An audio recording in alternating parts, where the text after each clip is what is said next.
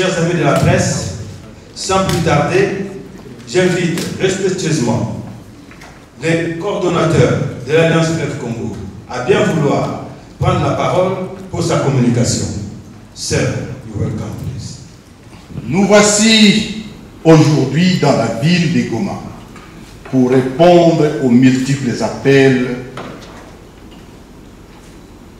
de détresse de nos compatriotes qui vivaient une situation d'insécurité sans précédent qui leur a été imposée par la coalition du régime de Kinshasa.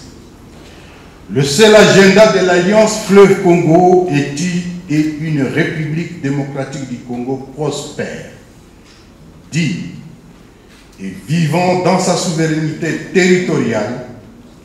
La balkanisation doit être rejetée par tous les Congolais de Goma à Kinshasa, du nord au sud et de l'est à l'ouest.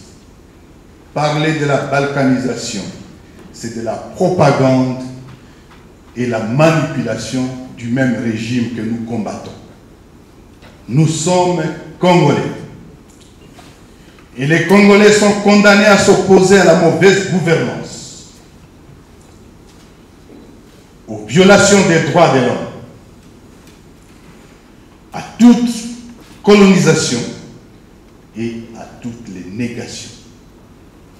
L'Alliance Fleuve Congo a pris les armes conformément à l'article 64, alinéa 1er de la Constitution, qui stipule tout comme a le devoir de faire échec à tout individu qui prend le pouvoir ou l'exerce en violation de la Constitution.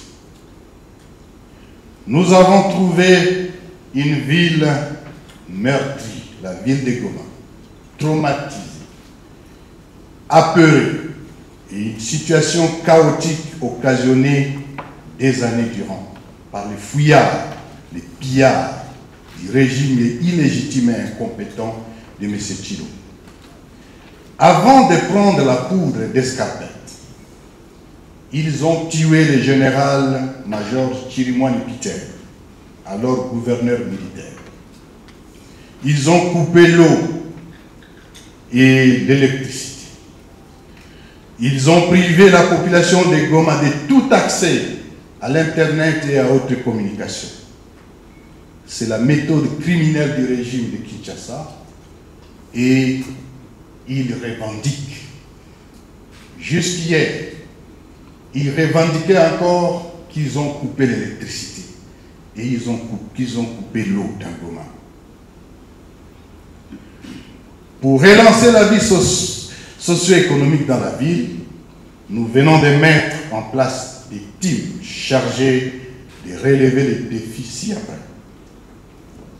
Au niveau socio-économique, donc un team au niveau économique, financier, au niveau socio-humanitaire d'abord, au niveau économique, financier et infrastructurel, au niveau de la mobilisation et de la sensibilisation, au niveau aussi de l'assainissement de la ville, remise en état opérationnel de tous les services de base, et nous travaillons pour la communication.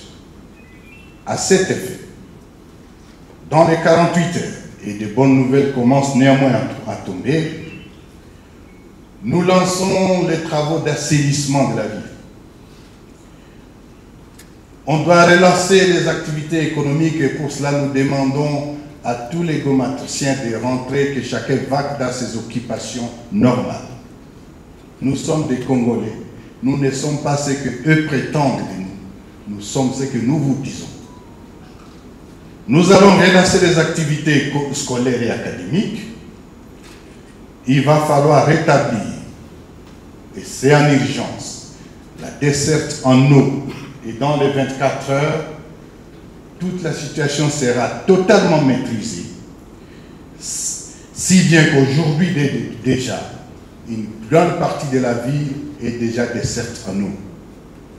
En ce qui concerne l'électricité dans les 48 heures, ça sera la même chose, d'autant bien entendu que les travaux ce qui a occasionné ces pannes concernaient aussi bien la ligne au Virunga, mais aussi la ligne qui vient du Sud Kivu. Mais là encore, alors que Goma dépend de Bukavu, Kinshasa a interdit toute intervention du Bukavu sur la ligne de Goma. Nous allons assurer, et nous le faisons déjà, un couloir humanitaire sécurisé pour les déplacer dans leur milieu d'origine. D'ores et déjà, je vous informe que des milliers de déplacés qui étaient dans des camps ont commencé à regagner leur milieu naturel, d'autant plus que la route, les deux grandes routes, Rutshuru et celle qui passe par Sake, sont désormais sécurisées. La réouverture, bien entendu, des axes prioritaires d'approvisionnement de la ville et en vivre et en non-vivre. Nous sommes ici à Goma pour y rester comme Congolais et protéger la population contre les inciviques. Nous allons continuer la marche de libération jusqu'à Kinshasa. Je vous remercie.